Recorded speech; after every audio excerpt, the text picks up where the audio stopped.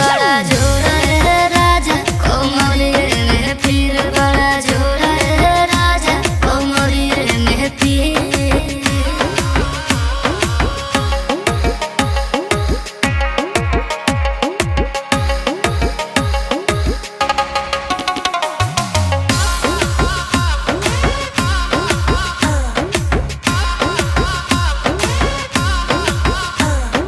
बोला धनी डॉक्टरिया बहता बोलाई खैबू दवाई कि सुई लगवाई।